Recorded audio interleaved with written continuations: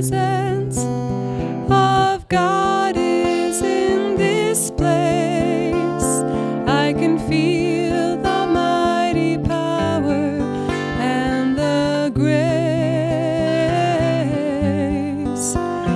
I can hear the brush of angel wings. I see glory on each face. Surely the presence of God is in this place.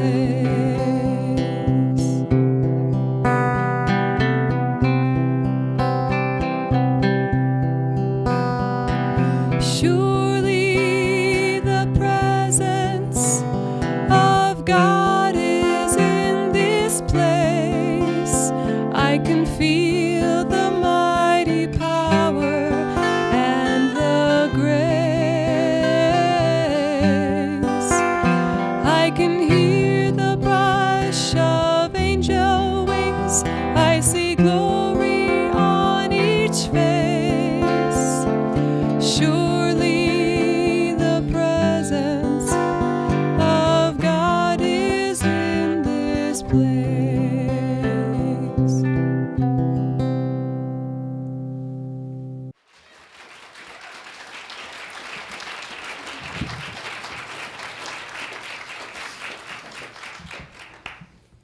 Thanks. What a wonderful world. Love it all. What a topic to spend a couple of weeks with. Can you imagine if you were working on a sermon called Love It All and you were in preparation for a sermon called Love It All? What do you think you'd have to be thinking about for weeks? Love it all at every moment. So does that make any ripples of, oh my gosh, I'm so negative all the time. I've got to love it all. I've got to keep overcoming my negativity. I've got to love it all the time. I was out into the world, and I walked up to somebody and I said, "How you doing?" He said, "I am living the dream. I am living the dream." And I realized every time I meet this person, he says, "I am living the dream." And then I thought about my life, and I thought, well, I am living the dream. I mean, this is my dream come true life. But you know what I didn't realize about a dream come true life? Parts of your dream are a nightmare. Have you noticed this about your life? I mean, you work hard to accomplish something in your life, and you get that relationship, or you get that job, or you get where you want to go, and you get a sense of peace, and you get whatever that is that you think, my dream has come true. So why this stuff? Why these annoying things that are happening? Why this part of my life that is so challenging and frustrating? But I think for you as well as for me, you are living your dream come true life right now. Because dreams are another way of saying our thoughts, our prayers, and our unconscious create the reality that we're in. Because in this absolutely amazing religion of religious science, science of mind that Ernest Holmes has created, we take responsibility for our life based on the fact that we thought these thoughts, we believed these beliefs, we made those choices based on that, and this is what we've got. This is our dream come true. So I want you to just breathe that in for a second. The life that you're living right now, that's your dream come true life. Not tomorrow, not next week, not somewhere down the line my dream will come true. This is your dream come true life. And yes, there are aspects of this dream that feel like a nightmare sometimes. You see, I live my life at 30,000 feet. My dream come true life, the life that I dreamed of back in the 90s when I was trying to create this life, was to be a speaker and to speak all over the world and to have corporations hiring me and to fly off to places and speak and then to fly somewhere else and to speak. And now I fly off to places a lot. And it's not always so cool to go to the airport. Anybody gone to the airport lately? What a dream come true environment. Isn't it just like so cool to go to the airport and have to fly places, and it's kind of a nightmare sometimes. I mean, I live my life at 30,000 feet, and this is my dream come true, but I was, about 10 years ago, getting ready for another trip. And I was packing my bags, and I just turned to Deborah, and I was kind of in the bitchy, moany mood. I was bitching and moaning. I was just kind of like funky. And I said, I don't want to go. I don't want to go. I don't want to go to another airport, no more shuttle buses. And she says, honey, I know you say you love being in front of your audiences, but you can't just love that part because there isn't a beam me up, Scotty thing happening yet. Because that's what I always dreamed. It's like, can't you just beam me up and I'm all of a sudden at the hotel where I'm going to speak and then you beam me back and I don't have to go through all the shuttle buses and all the taxis and all the delayed flights and everything? She says, no. Honey, if you're going to love being in front of the audience, you've got to love the airports, you got to love the shuttle buses, you got to love the hotels, and got to love being away from home. You just got to love it all. And that was the beginning of Love It All for me. Love every aspect of the dream that you are living. Infuse into every moment where you get fussy that love it all environment, that love it all atmosphere. So I'm going to create a gesture that we're going to be using today. And the gesture for love it all is just simply this: love it all. So I want you to do that with me. Love it all. So you're just taking it from your heart and you're just loving it all, and you're just like sending that love from your heart into the moment, into that environment, into that moment, into that relationship that you're in, into whatever that is. Now, would you agree with me, there are parts of your life that it's very easy to just love it all? Because they're like, yeah, I love these people. Like today, right here. Isn't it easy in this room to just go, I love being at the church in Castle Rock. I love coming to church on Sunday. I am so inspired, and the environment and the flute that Barb does and the music. And it's just like, I love this. I just love it all. Yay. And then I walk out the door. Not so much. And it's hard to love it all when you walk out the door into the world and then your life starts over again. And all, it's not like this is a recess. Remember recess from some school? You'd like, oh, recess, we get to go play.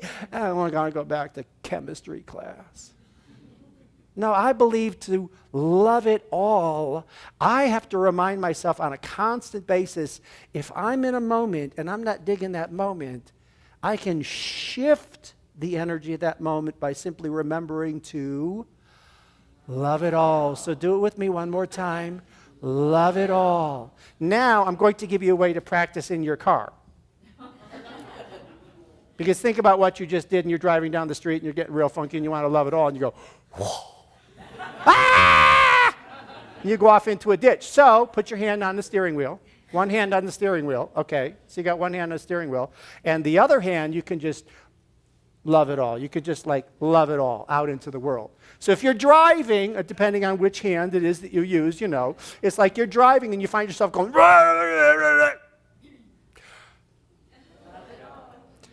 love it all. And I found myself the other day in the midst of working on this behind a slowpoke.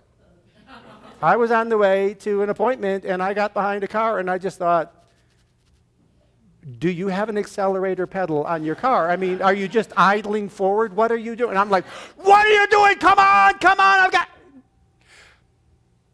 Love it all. And I had to do it to myself. I had to infuse that moment with love it all so I could shift my energy. And the minute I did that, I went, yeah. And I was back to peace, and I was back to patience, and I was back to a place of calm.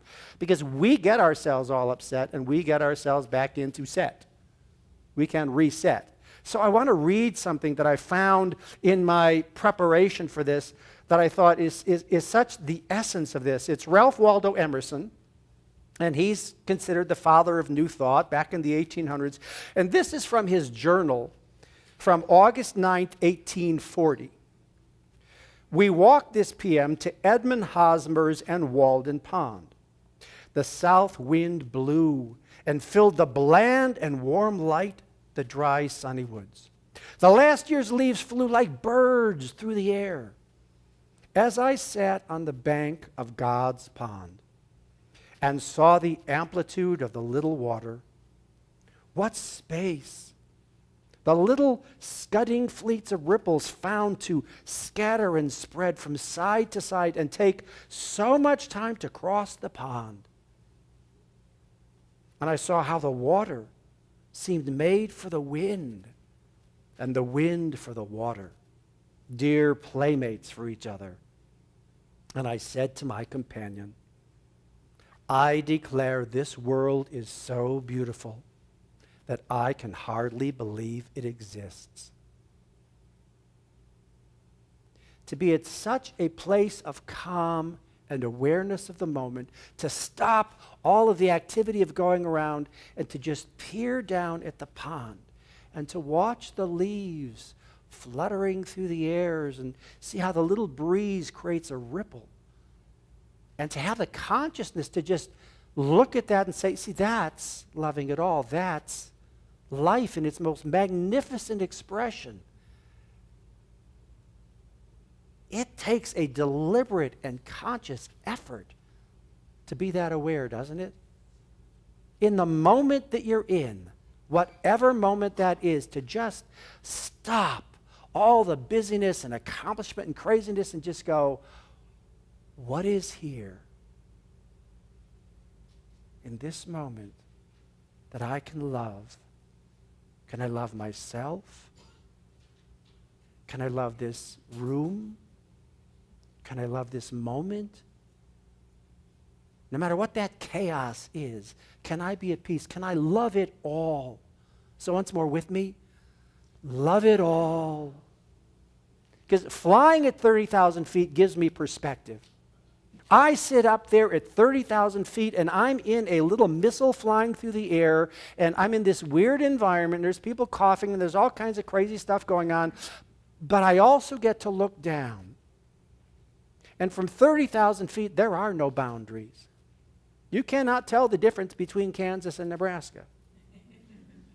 Even when you're in Kansas, you can't tell the difference between Kansas and Nebraska. But from the air, it's just the earth.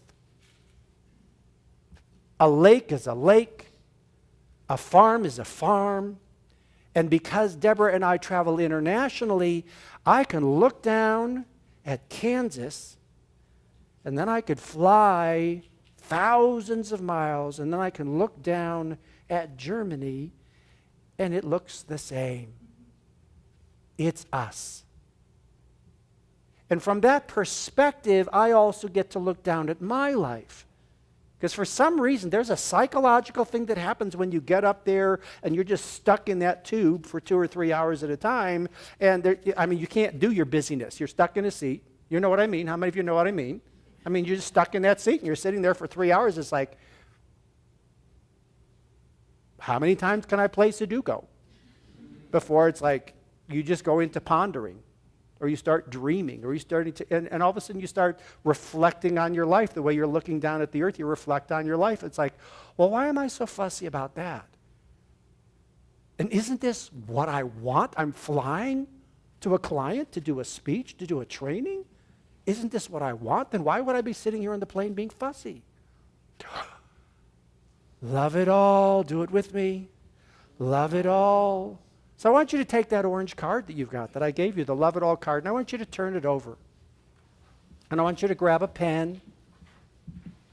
If you don't have a pen, raise your hand, and maybe somebody else next to you will, volunteer an extra pen. So ladies, you probably got 12 pens in your purse. Guys are bereft of everything, but I know that in your purse you have like transmission fluid and pens and all kinds of stuff in your purses. So if you need a pen, raise your hand and somebody will volunteer it. So on the back of the card, I want you to first start out with write down 3 things that drive you nuts, that cause you to lose your peace, that make you mad, make you angry, make you fussy, whatever those things are. People, environments, situations.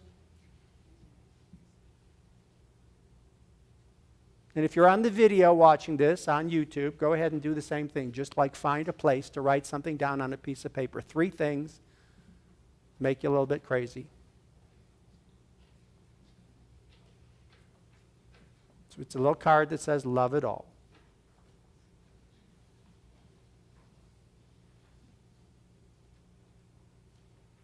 I know some of you are struggling to find even 2.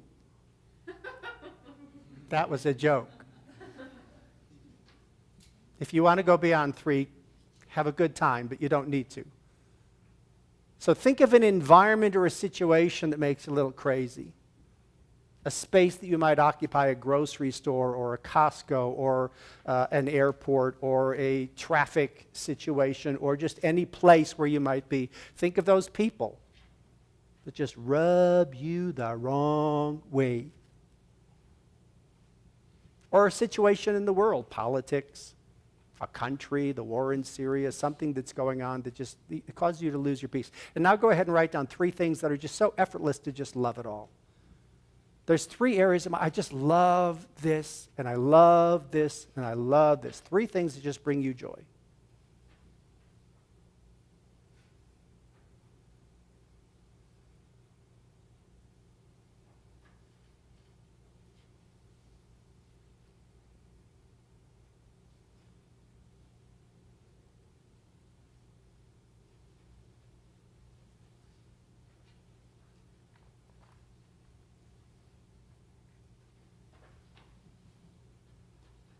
Three people, or a person, or a place, music, a song, the flute music that Barb plays, this wonderful spiritual community. 3 places that you feel peaceful and joyous. So now we're going to go down that list and we're going to love it all. So you just take a look at the first one on the top, the thing that makes you fussy. On my count of 3, I want you to say that out loud and then do the gesture. You with me? Okay, so get the first one ready. Love it all, Lindsay. It won't hurt, okay? On my count of 3, you will say the first one and then you will do the gesture, okay? 1, 2, 3. The second one on the list. 1, 2, 3. The third one on the list. 1, 2, 3.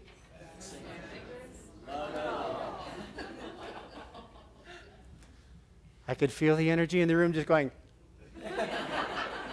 really?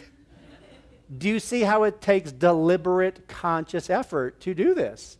But it shifts the energy, and we have to shift the energy.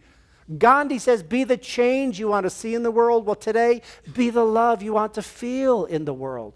Be the love. Infuse the moment with the love that you want to feel. And the love is just bringing ourselves back to a place of calmness and centered and peace. Whenever I am in love with anything in the world, it just gives me some energy and joy and happiness. How about you? Doesn't it make you happy? When you love someone, it just makes you happy. And you're just like, yay, I just want to go out into the world and I want to be happy and I want to spread that joy. And then when we get into the funky space, it's like, we just start to eat upon ourselves. We start to get really crazy. Am I the only one who does this? I mean, we make ourselves nuts or we make ourselves happy by the choice that we make. So let's listen to what Ernest Holmes says about this. Ernest Holmes is just such a wonderful, joyous man. I am so thankful that somewhere along the line there was an Ernest Holmes. That we don't worship him, we just listen to him and say, wow, what a wise leader. Ernest Holmes says this: love is an essence, an atmosphere, which defies analysis, as does life itself. It is that which is and cannot be explained. It is common to all people, to all animal life, and evident in the response of plants to those who love them. Love reigns supreme over all. Only love knows love, and love knows only love. God is love, and love is God. Love is a tangible, energetic force. Sometimes we just get it because something happens in our environment. We get that energy that just comes from somebody sings a song, and we just go, ah. I just get such energy from that song. There's a song that I kept hearing on the radio, and every time I'd hear it, I'd just be like, what is that song? Do you know what I mean? You ever hear a song and you're just like, what is that? I just get so happy. So sometimes the environment, the world gives us a moment, and it's just somebody has created something that lifts us, that gives us that energy. How are you going to create that energy into your world? How are you going to be that creative force? What is the song of love that you're going to sing into the world? Each moment is fertile soil for planting a love seed. And every person you meet possesses a soul that is fertile ground for planting.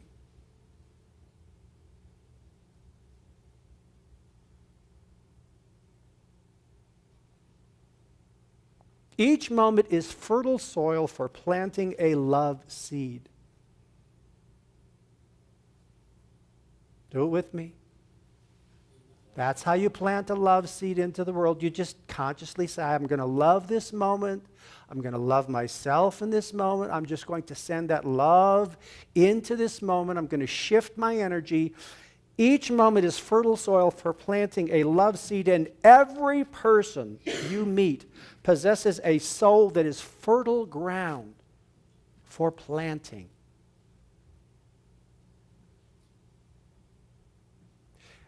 That is fascinating to me, to conceptualize that when I do this, I am planting a seed. I am sowing this seed of love into the moment or into the people that are around me, and I can do that anywhere. Because I was just stuck in the Indianapolis airport a week ago, and I was supposed to go to the airport and get on a plane, and what happened? Your plane has not landed. It will not be here for an hour. There were about 400 people freaking out because they had to catch that flight to get to another airport, to catch another flight to get to somewhere else, and the ripple effect and the dominoes start to happen, and I turned to somebody and I said, this is like airport purgatory. We might be stuck here forever. We're on an island and we can't get off. And of course, we were just a whole room full of us just sitting there, and I'm sitting there going, okay, let's work on the sermon. Love it all. I got some time here. I'm not going anywhere. Love it.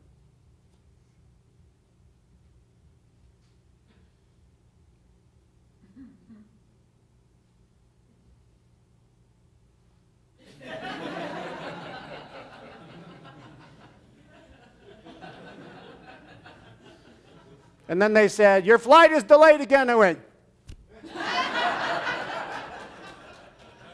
got a little Chicago attitude on that one. It's like, I'm loving this. Love it all. It is so challenging to love it all in the midst of the fussy moments in our life, the stuff that's not going according to our plan. But it's always going according to a divine plan. We in Science of Mind know that. Am I right? You know that. We know that. Our brain says everything is perfect. This is the way it's supposed to be. I love it all. It's all as it should be. Somebody's going to pay. Somebody messed this up. Somebody messed this up. There's a great spiritual philosopher that said something fascinating. Often it isn't the mountains ahead that wear you out. It is the little pebble in your shoe. Muhammad Ali, great spiritual guru. Muhammad Ali. That was supposed to be really funny. But what a piece of wisdom, am I right? I love this. Often it isn't the mountains ahead that wear you out. It's the little pebble in your shoe. And what is the pebble in your shoe and my shoe? This is not the way it's supposed to be. This is messing with my plan. You do not get to get in my face right now. I am sorry, but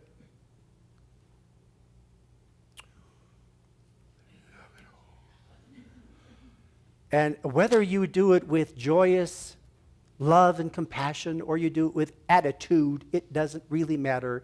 You just have to remember to love it all on a regular basis. Just love it all and love it all and love it all. Deborah and I went to see Les Mis, the movie Les Miserables, the other night. Who's seen that? Anybody seen that? It's a pretty interesting movie. I mean, it's powerful. French Revolution and all of this kind of like incredible stuff. And I mean, lots of mayhem and lots of people getting killed and lots of, anger and frustration and rebellion and everything. And yet at the end of the movie, there's a lyric in a song. To love another person is to see the face of God. To love another person is to see the face of God. Well, when I look at Deborah, I see the face of God. Deborah is my wife. She is my guru. She is my partner. She's my business partner. She's my best friend. And I do see the face of God in Deborah. The fact that I have this woman in my life, this marriage, this relationship, this partnership, proves to me there is a God. But before her, I wasn't so sure. But once you do find someone in your life, a friend, a partner, anybody in your life that you just love them so much, do you not see the face of God in that person? Don't they give you joy and energy? So you got to find somebody. A friend, a dog. I'm a big dog lover. And when I'm with my dogs, right now I don't have one, but we're going to get one. But when I'm with my dogs, it's like I see the face of God in that dog because they just come up and they just love you. That's why we get dogs and cats.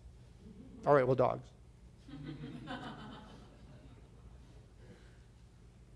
Love is experienced as joy, happiness, energy, and peace. Now, there's a lady named Byron Katie.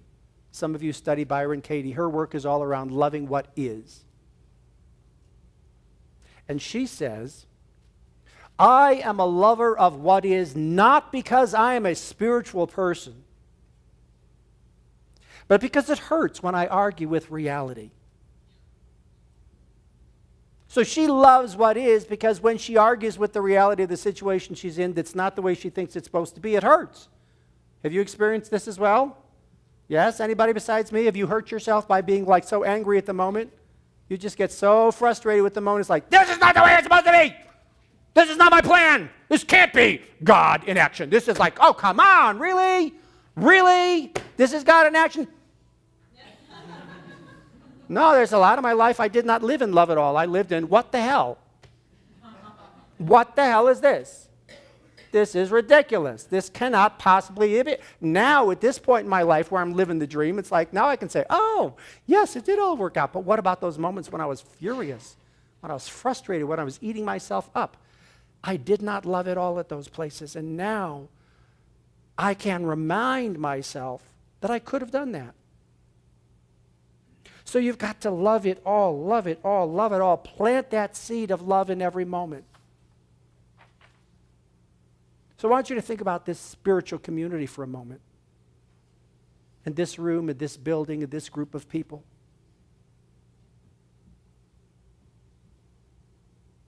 You know you want to go somewhere with this community. You know you want to grow this community. You might come into this building and go, someday we're going to have our own building. We're going to have our own church, and we're going to be able to paint the walls and put the artwork up that we want, and we're going to be able to do that. Okay, that's nice. But right now we are here, and let's love it all. 1, 2, 3. Love it all. So look around. Look at the room, look at the building, look at the people that are in this space. Look at the people next to you. Turn around, look at the person behind you. This is the Castle Rock Church of Religious Science, a spiritual community in Castle Rock. This is it. Love this. And this will grow. So let's just give it a big love it all out loud. 1, 2, 3. Love it all! Yes! Love it all! Because this is amazing what you've got going here. This is fabulous. This is fascinating. And it's not that someday it'll be cool. It's amazing right now. It is wonderful right now. You've got something great here. And you can continue to attract more and more good energy, but you can only do that if you love it all as it is. So as you walk into this room every week, I want you to walk in here and just go, yes, yes, yes, this is God in action. This is exactly the way it needs to be. And we will evolve forward and we will grow at the pace that we need to grow. And we will just love so many people in our lives that they will say, what the heck is going on with you? I need to come and hang out with you. What are you doing? Well, I go to this church. Church? Church? Yes, I go to a church, and it's lovely, and it's wonderful, and it's not like anything that I've ever experienced, but it is love in action. It is something different. Come and hang out with us. So if you love it all, and you are just so joyous and so happy in so many moments when the people around you are funky and fussy, People are going to look at you and go, what do you got going on, man? What in the heck have you got going on? Because right now everybody else is freaking out and you're just like happy. Happy. Sometimes when I'm in an airport, I'll look around and I'll go, who is the person that is absolutely most freaking out and stressed in this airport? And it's not the travelers. You know who it is? It's the ticket agents up there at the counter going, I'm working on it, sir. And sometimes I look at them and I just think, what can I do to make them smile? What can I do to just give them a moment of bliss in the midst of this? You know the easiest thing in the world? Give them a piece of chocolate. When I give a piece of chocolate, you could just see them just going, thanks. And they just, their whole energy just goes, whether they want chocolate or not, it's just the act of giving, the act of love, the act of joy. And that's how we do it.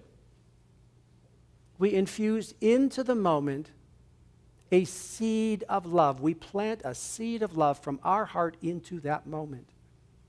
From our heart into that moment. We turn it around. We shift it.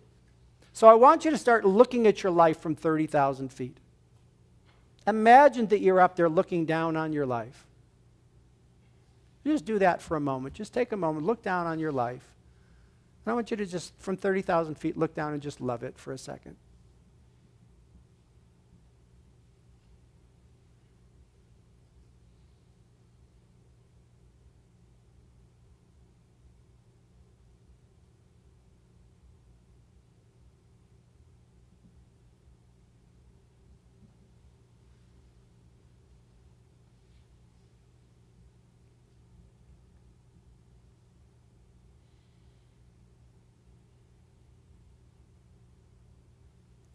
We can complain because rose bushes have thorns, or rejoice because thorn bushes have roses.